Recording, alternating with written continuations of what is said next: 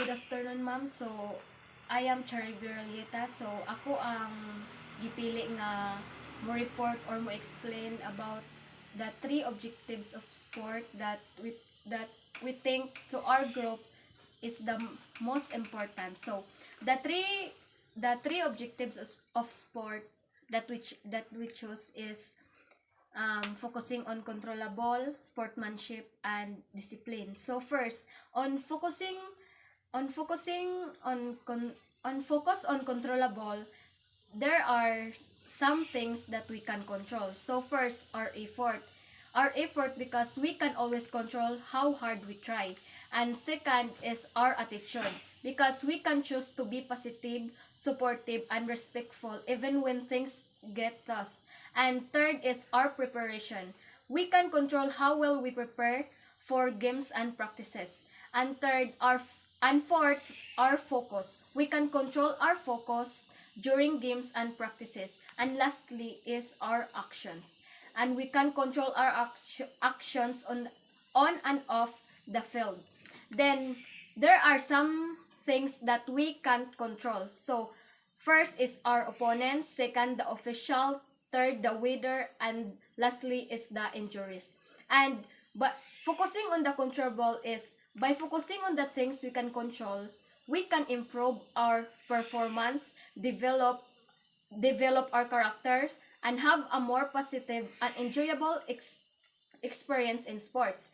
And it's a powerful reminder that even when things are tough, we still have the power to make choices that will help us succeed. And second is sportsmanship.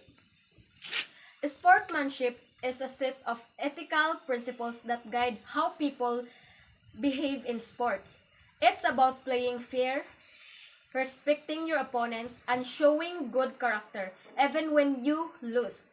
Here are some key aspects of sportsmanship. So, the first aspect of sportsmanship is playing fair, respecting opponents, showing good character, and there are some question why is sportsmanship is important. So nay mga pangutana or nay usa ka pangutana nga among giapil nga ngano kunong ang sportsmanship importante sa usa ka sport. Because sportsmanship important because it fosters a positive environment. Because sportsmanship creates a fun and enjoyable experience for everyone involved, from players to spectators. And it teaches valuable life lessons. Sportsmanship promotes values like respect, honesty, and perseverance, which are important in all aspects of life. And lastly, it builds character. By practicing sportsmanship, individuals learn to be responsible, accountable, and ethical. And lastly is discipline. So discipline is not something done to someone for the purpose of punishment, but rather daily practices that help individuals achieve their goals. And as the old saying goes, discipline is the fuel of achievement.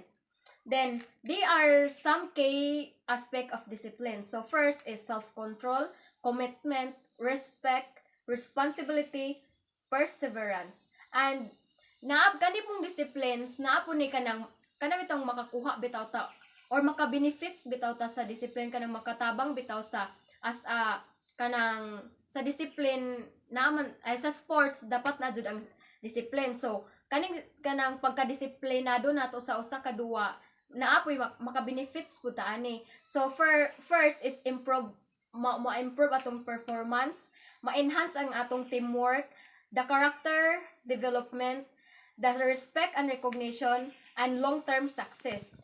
And that's all. Thank you.